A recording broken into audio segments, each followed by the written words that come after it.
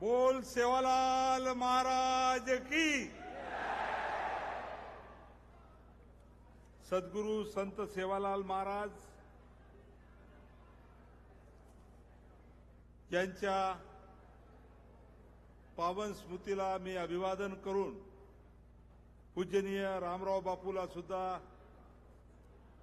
मी अभिवादन करतो आणि आज संत श्री सेवालाल महाराजांच्या पावन स्मृतीने प्रेरित झालेल्या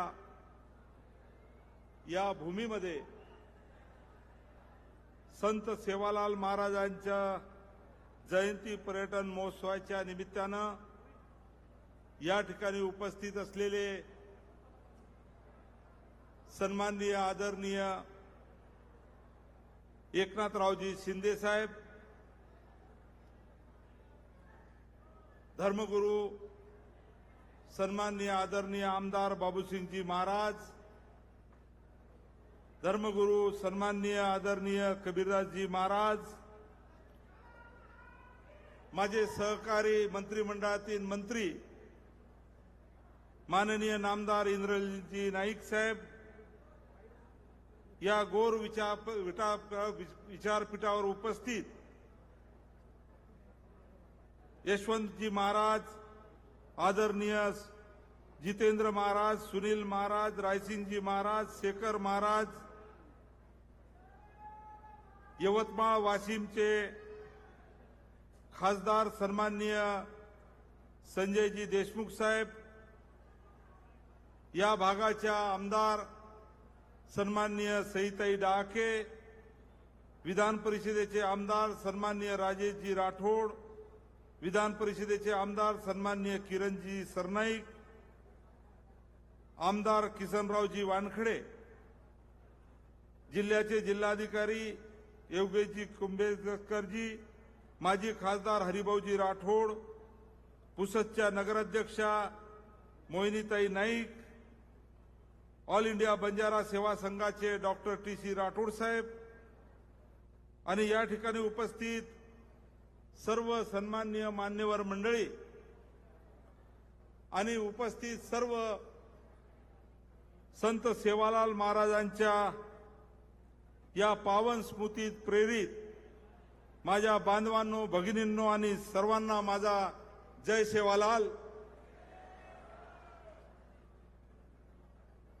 यावर्षी आपण संत सेवालाल महाराजांच्या जयंती उत्सव खऱ्या अर्थानं आगळा वेगळा पद्धतीने 5 दिवस साजरा करणार होतो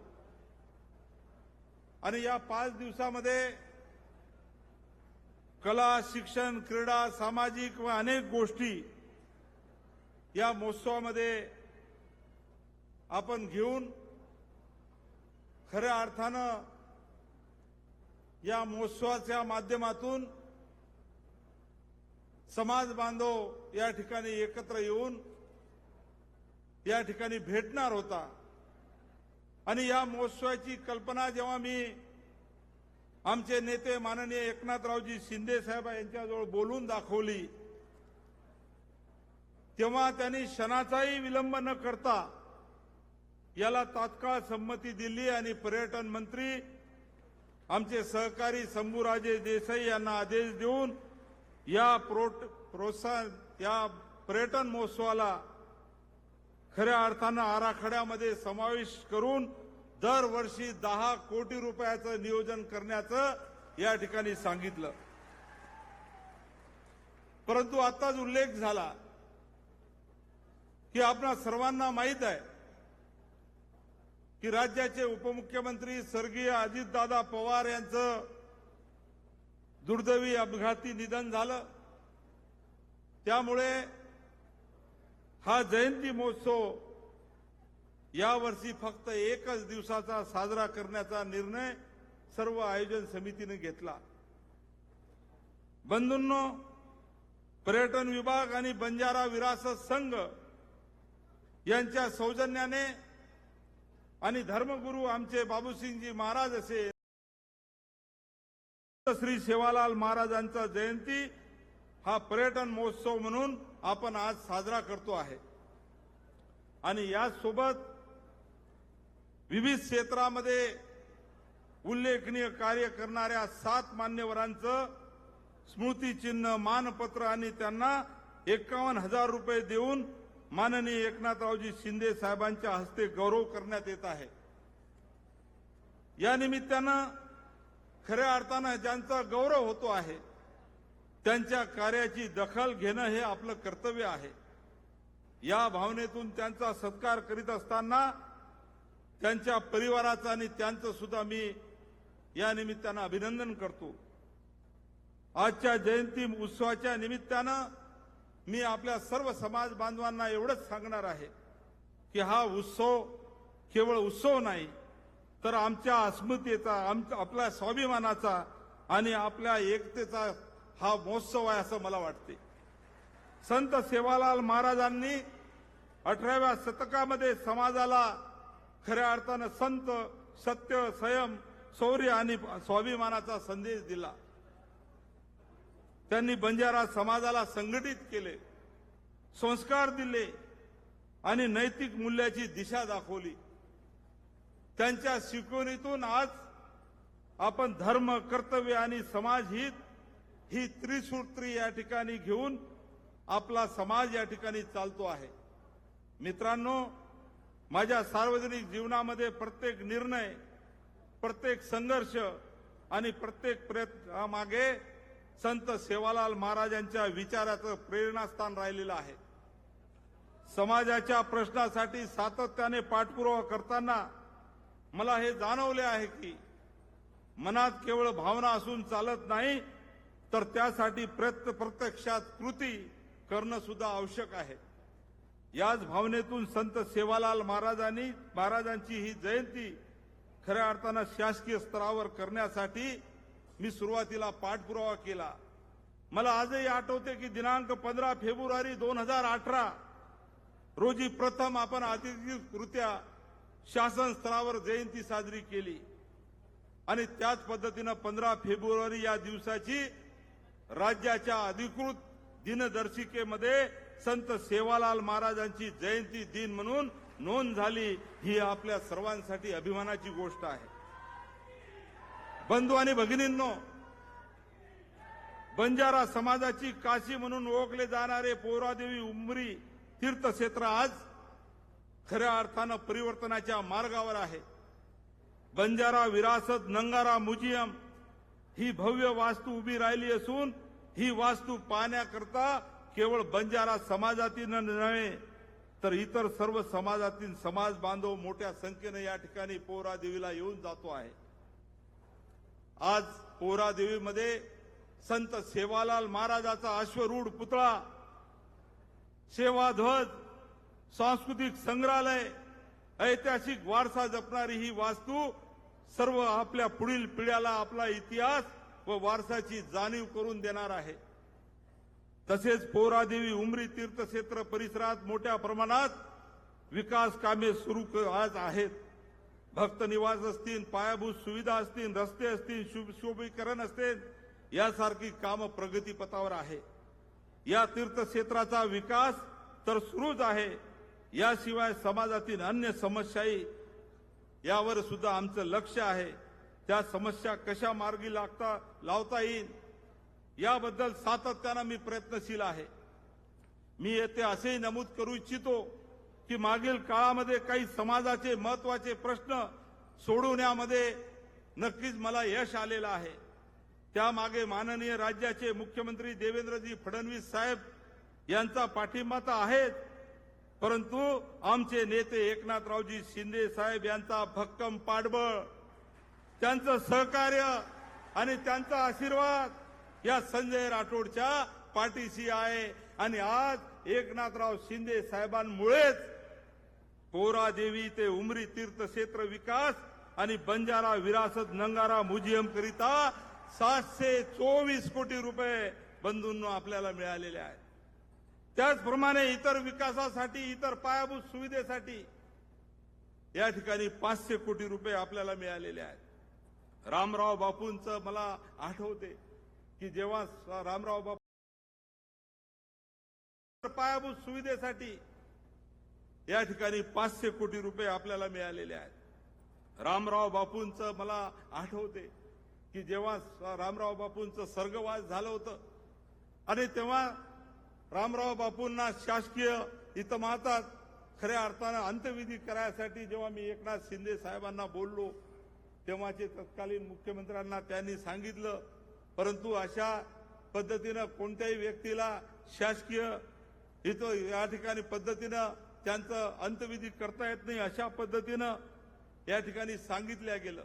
परंतु मी परत एकनाथ शिंदे साहेबाला सांगितलं की आमचे धर्मगुरू रामरावजी बापू यांचा खऱ्या अर्थानं अंत्यविधी हा शासकीय इतमामातच झाला पाहिजे आणि शेवटी आपल्या सर्वांना माहीत आहे तो शासकीय आदेश निघाला आणि पूजनीय रामराव बापूंचा अंत्यविधी सुद्धा शासकीय इतमामामध्ये आपल्याला करता आलं।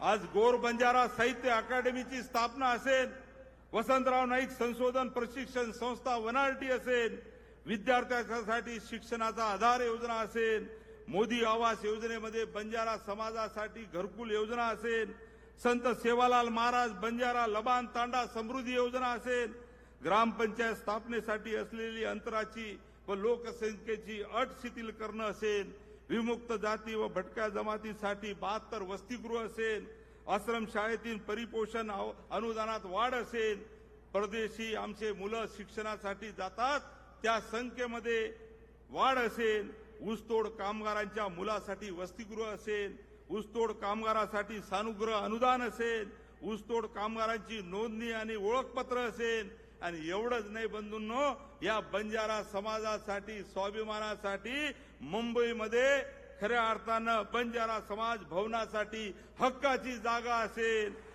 हे सर्व किती सांगायचं।